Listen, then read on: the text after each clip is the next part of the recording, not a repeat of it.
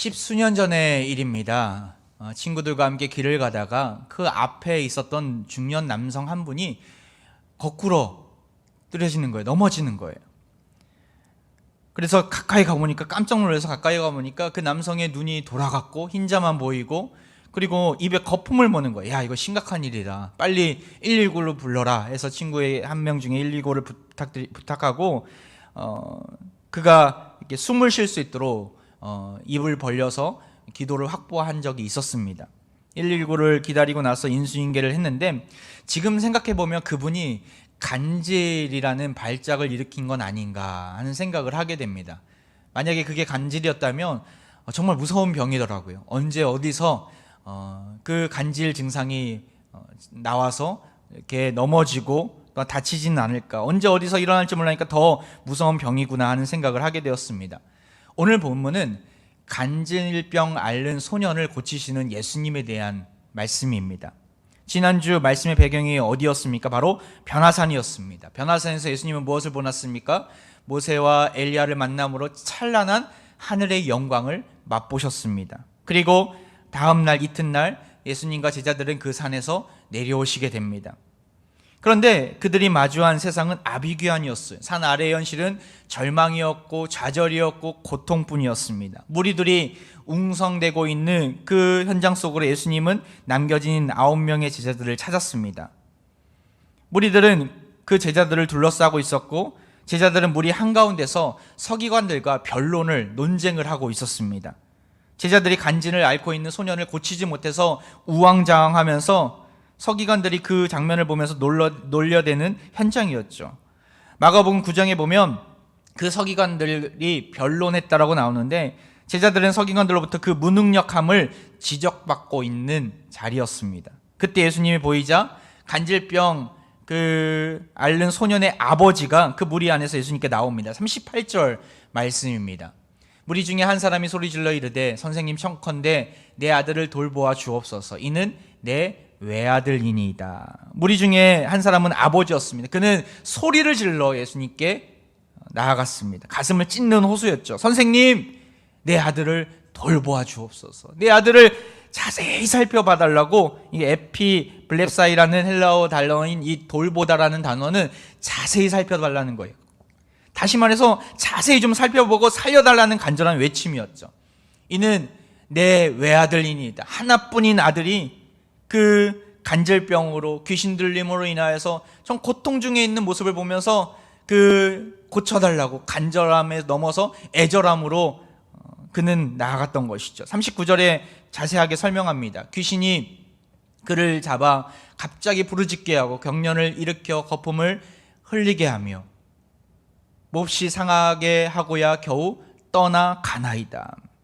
마태복음 17장에 보면 간질로 인해 심히 고생했다라고 동일하게 표현되어 있습니다. 하나뿐인 외아들이 간질로 인해 또한 귀신 들림으로 인해서 갑자기 밥 먹다가도 소리를 지르고 공부하다가도 경련을 일으키고 또 놀다가도 거품을 흘리면서 몸이 만신창이 으깨질 정도로 만신창이가 된 상태를 말씀하고 있는 것이죠. 하나뿐인 아들이 간질로 인해 귀신 들림으로 인해서 여러 고통당하는 모습을 보면서 이 아버지의 마음이 어땠을까? 얼마나 무너진 마음이었을까? 얼마나 실족하면서 정말 절망 가운데 있었을까? 최근에 우리 성도 중에 한 분 딸이 뇌출혈로 인해서 큰 수술을 받았습니다. 제가 많은 분들에게 기도 요청을 해드렸는데 갑작스럽게 일을 하다가 어지럼증이 생겨서 병원에 갔는데 뇌출혈이었던 거예요. 그래서 큰 병원으로 가서 빨리 수술해야 된다고. 그래서 큰 병원으로 가서 급히 수술을 해야만 했습니다. 그 어머니이신 성도님과 소식을 주고받으면서 기도 제목을 얻게 되고 많은 성도들과 함께 기도했었습니다. 갑작스러운 수술 소식은 정말 가슴을 조마조마하게 만들었고 급박한 심정호는 기도의 자리로 이끌었습니다. 눈물로 매달리면서 하나님께 기도하셨다는 그 청년의 그 어머니의 문자를 받고 너무나 힘드셨겠구나, 함께 그 고통을 생각하면서 기도했었습니다. 자녀 키운 분들은 다 알죠. 자녀가 아팠을 때, 자녀가 정말 그 몸이 연약했고 단 질병으로 고통 중에 있을 때 얼마나 그 부모의 마음이 초조하고 정말 힘드는지를 알고 있습니다. 잠이 오질 않습니다. 저도 인도네시아에서 그런 경험이 있었습니다.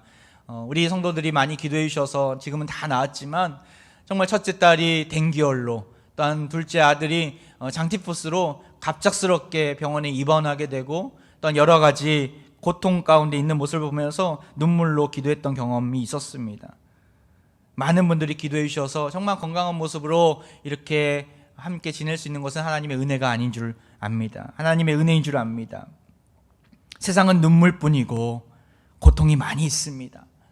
정말 우리 자녀들을 세상에 놔두는 것은 너무나 큰 위험이 있습니다. 육체적인 질병뿐만 아니라 영적으로 또한 정신적으로 병을 들게 만드는 어려운 환경이 많이 펼쳐져 있기 때문에 그러하죠. 우리는 이런 상황 속에서 어떻게 우리 자녀들을 믿음으로 키워내야 될 것인가, 어떻게 이 험악한 세상 속에서 승리를 이룰 수 있을 것인가, 참 우리의 큰 과제가 아닐 수가 없습니다. 우린 그러할 때 이 고백을 해야 합니다. 주여 나의 아들을, 주여 나의 딸들을 돌보아 주옵소서. 이 고백은 우리 모두의 고백이 되어야 합니다. 이 외침은 우리가 자녀를, 우리 다음 세대를 생각한다면 마땅히 해야 되는 고백인 것이죠. 그렇지 않으면 이 세상은 우리의 자녀들을, 우리의 아들과 딸들을 가만히 놔두지 않습니다. 병들게 만들고 고통을 줄 것입니다. 간질병처럼 언제 어디서 터질지 모릅니다. 주님께 내어 맡기면서 간절함으로 그의 은혜를, 주의 은혜를 구해야 합니다. 오늘 본문에 나온 아버지의 모습이 그러했죠. 예수님과 제자들이 병을 치유한다는 소문을 듣고 예수님을 찾으러 다녔어요. 때가 되었을 때 예수님을 못 만났지만 제자들이 있는 거예요. 그래서 제자들에게 매달려서 우리 애 좀 고쳐달라고, 하나뿐인 이 외아들 좀 고쳐달라고, 지금 우리 자녀가 이런 형편인데 좀 살려달라고 애절하게 부탁합니다. 근데 무슨 이유에서든지 예전에는 병을 잘 고쳤던 제자들이 병을 못 고치는 거예요. 전혀 능력이 없는 거예요. 쩔쩔매고 있는 모습을 보게 됩니다. 아버지가 예수님을 만났을 때 이렇게 고백하지 않습니까? 40절 말씀이에요. 당신의 제자들에게 내쫓아 주기를 구하였으나 그들이 능히 못하도이다. 너무나 무능력한 제자의 모습이 나옵니다. 그의 자녀를 살려내지 못하고 시간과 에너지만 허비한 것이죠. 그렇다면 왜 이 제자들은 이 귀신을 내쫓지 못하고 또한 질병을 고치지 못했을까? 우리가 오늘 본문 읽고 있는 이 9장에 보면 예수님이 제자들에게 어떠한 권능을 주세요? 9장 1절에 이런 말씀이 있습니다. 예수께서 12 제자를 불러 모으사 모든 귀신을 제어하며 병을 고친 능력과 권위를 주시고, 병을 고치는 능력과 권위를 주셨어요. 그런데 이것을 써먹지 못하는 거예요. 아니, 써먹은 적이 있었어요. 6절에 보면 그 열매가 드러납니다. 제자들이 나가 각 마을에 두루다니며 곳곳에 복음을 전하며 병을 고치더라. 예수님이 그 권세와 권능을 주셨고 그 권세와 권능을 가지고 제자들이 병을 고치는 장면이 나와요. 그런데 이미 놀라운 권능을 경험했고 자신감도 붙어 있는 상태였죠. 그런데 왜 지금은 너무나 무기력하고 무능력한 모습으로 그 간질병 앓은 아버지 앞에 제자들이 서 있습니까? 문제에 직면하면 우리는 진짜 모습을 알 수 있습니다. 우리가 정말 어떠한 상황인지 우리의 민낯을 보게 됩니다. 코로나 기간이 그렇지 않습니까? 이러한 문제 앞에서, 이러한 어려움 앞에서 우리가 어떠한 자인지, 얼마나 연약한 자인지를 보게 됩니다. 전 여러분과 함께 이러한 여러 가지 문제 앞에서 우리가 어떻게 이 문제를 해결해야 될 것인가, 주님께서 우리에게 어떠한 해결의 열쇠를 주셨는가를 함께 살펴보고자 합니다. 우리가 알아야 될 두 가지 키워드가 나옵니다. 그 구체적으로 그 문제 해결의 열쇠가 무엇인지 한번 살펴보도록 하겠습니다. 첫 번째 문제 해결의 열쇠, 승리의 비결은 이러합니다. 죄와 사망을 이기신 주님이 함께 하신다는 믿음이 있어야 승리할 수 있다라는 거예요. 41절을 보세요. 예수께서 대답하여 이르시되 믿음이 없고 패역한 세대여, 내가 얼마나 너희와 함께 있으며 너에게 참으리요. 예수님은 사랑하는 제자들을 향해서 최악의 호칭을 쓰십니다. 뭐라고요?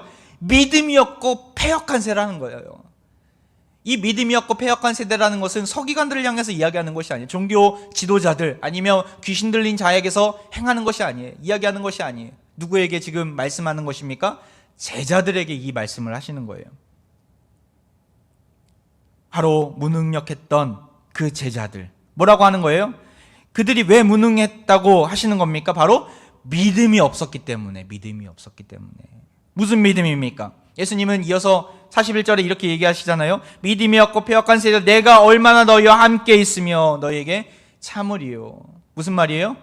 너희와 지금 함께 있다라는 그 사실을 왜 믿지 못하라는 거예요. 주님의 우리와 함께 계신다는 그 믿음을 그들은 없었다는 거예요. 소유하지 못했다는 거예요. 오늘 본문은 마태복음 17장에 동일하게 나오는 기사입니다. 제자들이 병을 낫게 하시는 예수님을 바라보면서 조용히 이렇게 물어보는 장면이 나와요. 예수님, 어째서 우리가 쫓아내지 못한 것입니까? 예수님의 대답이 마태복음 17장 20절에 이렇게 나옵니다. 17장 20절, 이르시되 너희 믿음이 작은 까닭이니라. 뭐예요? 작은 믿음밖에 없었다라는 거예요. 만약에 너희들이 믿음이 겨자씨 하나만큼만 있어도 어떤 능력이 있습니까? 20절 후반부에 보면 이 산을 명하여 여기서 저기로 옮겨지라 하면 옮겨질 것이요. 작은 믿음, 겨자씨만한 믿음조차 없었던 제자들의 모습을 지금 예수님은 지적하신 것이죠. 그 믿음이라도 있으면, 없다시피 한 이 겨자씨만한 믿음이라도 있으면 놀라운 역사가 나타난다는 것을, 다시 말해서 믿음의 유무는 그 문제의 해결에 성패를 좌우한다는 것을 말씀하시는 내용입니다. 어떠한 믿음입니까? 그냥 믿습니다 이 믿음입니까? 아니요, 믿음의 구체적인 내용이 있어요. 뭐예요? 예수님이 우리와 함께 하신다는 믿음이에요. 예수님은 어떠한 분이십니까? 오늘 본문은 우리가 지난주에 보았던 변화산 사건과, 그리고 오늘 본문 마지막 절에 보면 44절에 예수님의 순환 예고가 나와요. 예수님이 앞으로 사람들로부터 잡혀가는 내용들이 예수님의 그 예언을 통해서 되어질 것이라는 사실들을 미리 보여주시는 말씀이 나와요. 이 변화산 사건 때 우리가 무엇을 보았습니까? 바로 별세에 대해서 보지 않았습니까? 예수님이 앞으로 이 땅 가운데 오셔서 별세의 자리로 가신다는 거예요. 고난의 자리, 십자가의 자리로 가신다는 거예요. 왜 가십니까? 바로 부활의 놀라운 능력을 보여주시려고, 죄와 사망의 권세에서 우리를 승리케 하시려고 그 별세의 자리로 가신다는 거예요. 그리고 44절에 봐도 그 의미가 나오죠. 이 말을 너희 귀에 담아두라. 인자가 장차 사람들의 손에 넘겨지리라 하시되, 뭐예요?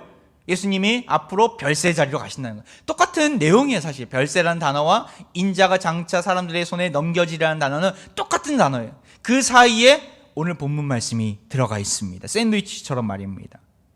무슨 의미입니까? 제자들에게 요구하신 믿음의 모습이 여기 나와 있어요. 제자들에게 요구하신 믿음의 내용이 여기 있다는 거예요. 뭐예요?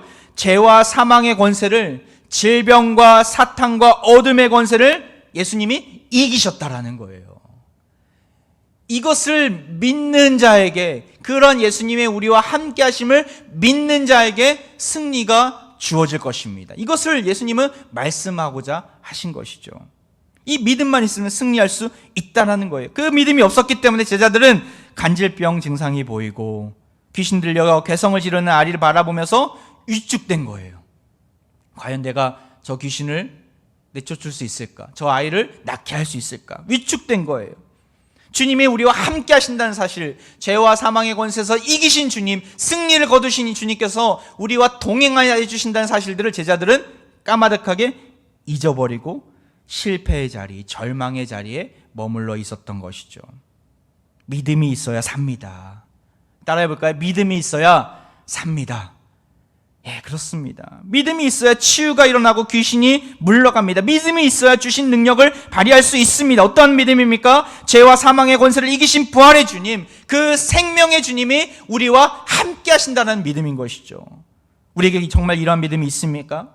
인생의 위기, 커다란 문제 앞에서 우리를 살릴 방법들이 있습니까? 어디에서 솟아날 구멍이 찾아가 볼 수 있습니까? 없어요. 믿음의 눈이 없으면 솟아날 구멍이 보이지가 않습니다. 때때로 하나님이 정말 계시는 걸까? 의심의 마음이 찾아오기도 하고 절망의 자리로 나아갑니다. 우리는 그때 흔들리지 말아야 합니다. 위축되지 말아야 합니다. 우리에게는 승리의 주님이 우리와 언제나 함께 계신다는 사실들을 알고 그 믿음을 가지고 일어나야 합니다. 지난 세월 우리를 어떻게 지켜주셨는지 한번 기억해 보셨으면 좋겠어요. 제가 어저께 한 선교사님을 만났어요.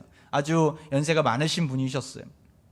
10수년 전에 파주에 있는 어떤 고아원 출신이라고 하시더라고요. 그 전쟁 때, 6.25 때 해방촌에서 부모님을 잊어버리고 부모님과 헤어지게 되고 파주에 있는 고아원에서 고등학교까지 지내시다가 나중에 이제 졸업하고 나서 군에 들어가 직업군인이 되고 그렇게 사시다가 지금은 이제 목사 안수 받고 하나님의 은혜 가운데 파푸아 섬에서, 인도네시아에 보면 파푸아 섬이 있는데 파푸아 섬에서 인도네시아 선교 사역을 하고 계십니다. 학교를 세우고 사모님과 함께 정말 귀히 쓰임 받고 계신 분이셨어요. 너무나 열정적인 분이시더라고요. 연세는 많으셨지만 정말 누구도 그런 일들을 할 수가 없었는데 정말 놀랍게 역사하고 계신 분이더라고요. 근데 그분이 고백하시는데 지난 세월 돌이켜볼 때 여러 가지 어려움들, 아픔들, 고통이 있었지만 모두가 다 하나님의 은혜였노라고 그렇게 고백하시더라고요. 힘든 시기지만 지난 세월을 돌아볼 때 감사뿐이다라고 하시더라고요. 그렇습니다. 사랑하는 화평가족 여러분, 믿음이 흔들릴 때 우리는 지난 과거 주님이 우리에게 어떠한 일들을 행하셨는지를 기억해야 합니다. 지난 세월 주님께서 우리에게 얼마나 크신 은혜로 함께 하셨는지를 기억해야 합니다.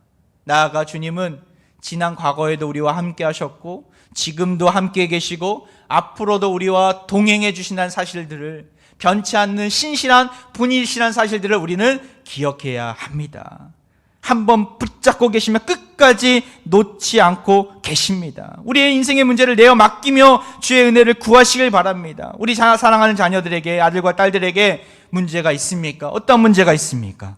믿음을 가지고 하나님께 그 은혜를 구하시길 바랍니다. 자녀들에게 예수님이 어떤 분이신가를 가르쳐 주시고 주님 안에, 주님이 우리와 동행하신 분임을 알려주면서 주님 안에 해결의 열쇠가 있음을 믿으라라고 알려주십시오. 자녀들이 커다란 어려움의 문을 열고 갈 수 있도록 믿음이라는 열쇠를 손에 쥐어줘야 합니다. 그러할 때 안 열릴 것 같은 문을 반드시 그 문이 열릴 것이고 우리가 맛본 구원의 은혜가 우리 자녀들에게 놀랍게 임할 줄 믿습니다. 나아가 문제 해결의 두 번째 열쇠가 무엇입니까? 어떻게 간질병 앓은 이 귀신 들린 고통 가운데 있는 아이가 치유함을 얻었습니까? 두 번째예요. 기도를 통해 겸손히 주님의 주님 되심을 인정해야 승리할 수 있습니다. 예수님이 하신 두 번째 키워드를 한번 보겠습니다.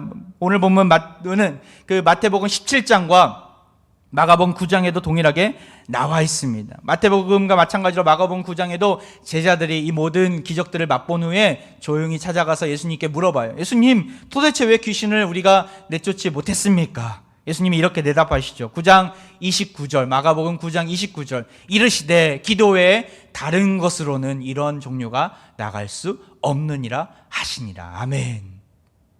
마태복음에는 믿음을 이야기했어요. 근데 마가복음에는 구체적으로 기도하지 않은 불신앙을 지적하신 거예요. 기도하지 않은 불신앙을. 성경이 상충되는 것이 아니라 성경 기자들은 예수님의 말씀을 취사 선택했어요. 둘 다 맞는 말이에요. 예수님은 믿음도 얘기하셨고 기도도 얘기하셨어요. 예수님은 그들의 실패가 기도하지 않은 불신앙에서 비롯되었음을 증거하고 계신 거예요.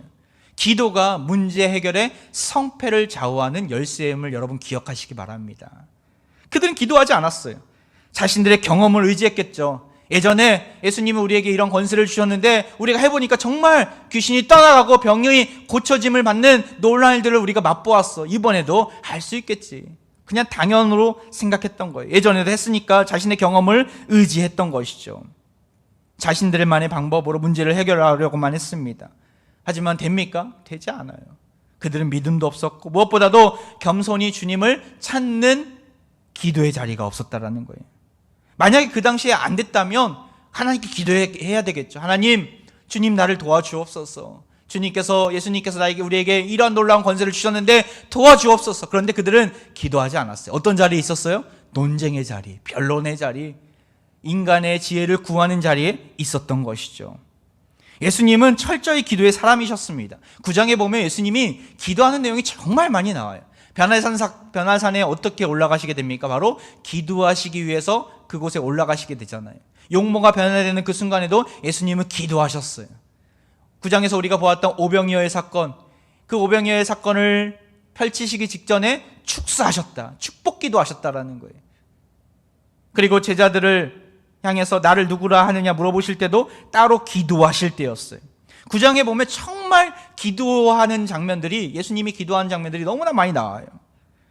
예수님과 따라다녔던 제자들은 그 예수님의 모습을 보면서 기도의 습관이 생길 법만도 하고만 하지 않아요. 기도하지 않아요. 변화산에 기도하라고 데리고 놨더니만 졸고 앉았습니다. 정말 능력을 행할 때도 기도하며 주의 능력을 구해야 되는데 기도하지 않아요. 이러한 제자를 보면서 예수님은 얼마나 답답하셨을까? 얼마나 답답하셨을까? 예수님은 그들의 실패 이유를 기도하지 않은 불신앙에서 찾아야 한다라고 말씀하신 것이죠. 여러분 기억하시기 바랍니다. 문제 해결의 열쇠는 기도에 있습니다. 기도만이 우리 해결의 키워드입니다. 그런데 여기서 우리가 주의해야 될 게 있어요. 기도가 무엇인가예요? 기도가 무엇인가? 어떤 사람들은 하나님의 보좌를 흔들 만한 기도를 해야 된다. 우리가 그런 기도를 하면 하나님 어지러우실 것 같아요. 예수님 하나님께서 어지러우실 것 같아요. 그런 기도가 중요한 게 아니라 기도는 하나님의 뜻을 꺾는 자리가 아니에요. 나의 뜻을 꺾는 자리예요. 하나님의 계획을 바꾸는 자리가 아니라 내 계획을 바꾸는 자리가 기도임을 기억하시기 바랍니다. 기도는 내 뜻을 꺾고 하나님의 뜻대로 순종하는 시간입니다. 그렇기 때문에 기도와 겸손은 같이 갑니다. 기도와 겸손은 같이 가요. 기도하는 자는 교만한 자가 아니에요. 우리가 잘 아는 히스기야의 아들 므낫세가 있지 않습니까? 노년에 얻은 아들.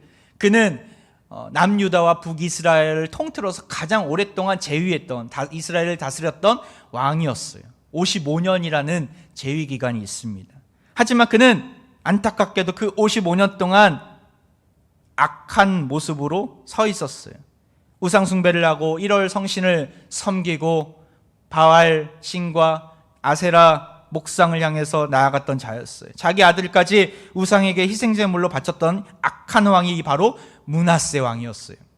근데 그가 노년의 때에 큰 환난, 큰 위기를 당하게 돼요. 바로 아수르 군대로부터 그가 바벨론으로 끌려가게 돼요. 왕인데 포로로 잡혀가게 된 것이죠. 그때 그는 정신을 차립니다. 이렇게 하나님께 나아갑니다. 역대하 33장 12절 13절에 이런 말씀이 있어요. 그가 환난을 당하여 그의 하나님 여호와께 간구하고 그의 조상들의 하나님 앞에 크게 겸손하여, 하나님 앞에 간구하면서 겸손했대요. 13절에 기도하였으므로 하나님이 그의 기도를 받으시며 그의 간구를 들으시사 그가 예루살렘에 돌아와서 다시 왕위에 앉게 하시매 므낫세가 그제서야 여호와께서 하나님이신 줄을 알았더라. 할렐루야. 하나님은 사망에서 극적으로 생명을 회복시켜 주셨어요. 누구를요? 므낫세를 말입니다. 그제서야 비로소 그는 여호와 하나님이 진정한 이 땅의 신임을, 참 하나님을 알게 되었던 것이죠. 그런데 그의 모습 가운데 어떤 모습이 있어요? 기도하는 모습이 계속해서 나와요. 근데 기도하는데 어떤 모습으로 나갔어요? 겸손했다라는 거예요.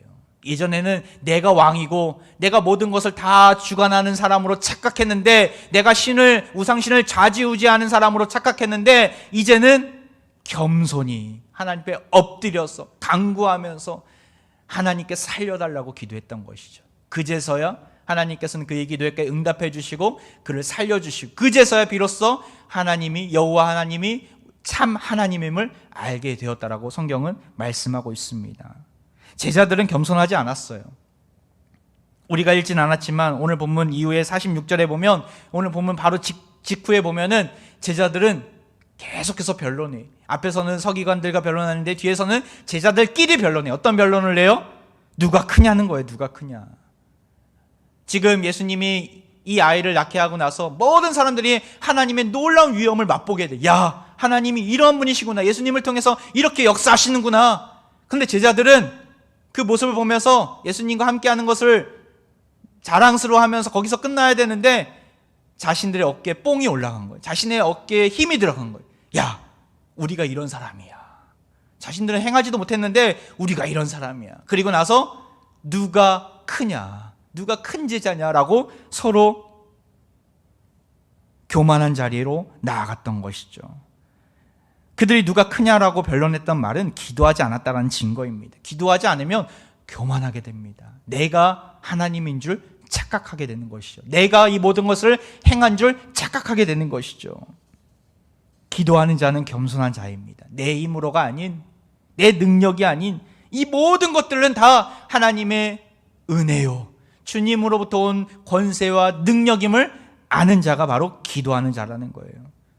주님은 그제서야 하나님이심을 알게 하신다는 것이에요. 내 힘으로 하는 게 아니구나. 우리는 그제서야 고백하게 됩니다. 우리 앞에 놓여있는 현실이 문제가 아님을 보게 됩니다. 더 큰 문제는 나 자신임을 보게 돼요. 기도하면 내 자신이 보여요. 머리 숙여 주님께 긍휼을 구하는 것이죠.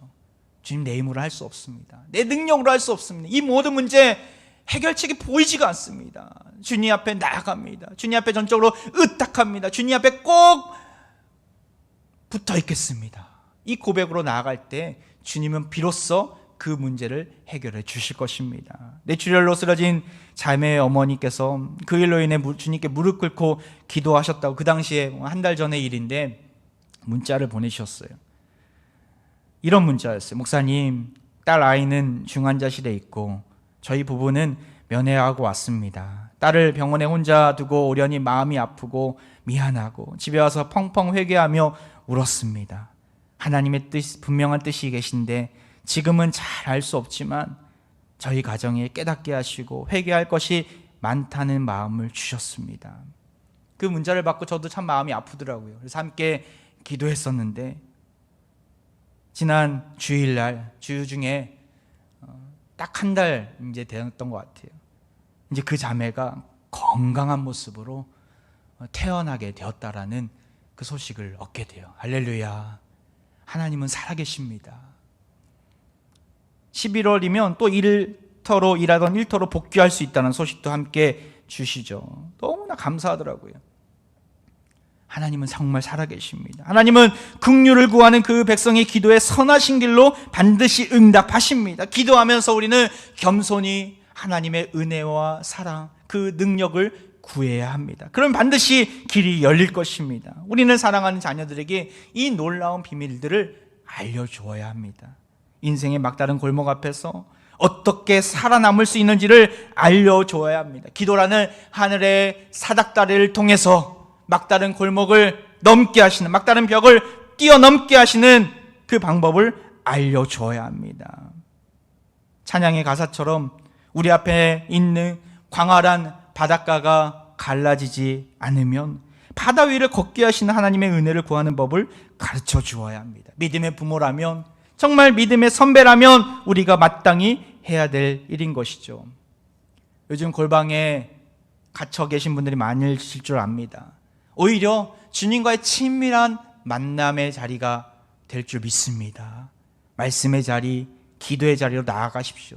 지금은 자녀를 위해, 정말 우리 가정을 위해, 일터를 위해, 공동체를 위해, 우리 인생을 위해 기도해야 될 때입니다. 주님은 반드시 겸손한 자의 기도에 응답해 주십니다. 겸손히 주님을 찾는 자를 만나 주십니다. 그분의 선하신 뜻을 알게 해 주실 것이고 주의 능력으로 반드시 일으켜 주실 것입니다. 간질병을 치유하신 예수님은 무능력 가운데 있는 제자들에게 두 가지 해결의 열쇠를 알게 해주셨습니다. 문제 해결할 수 있는 놀라운 두 가지 비결이 무엇입니까? 첫 번째는 죄와 사망을 이기신 예수님이 나와 함께 하신다는 믿음을 가져야 된다는 거예요.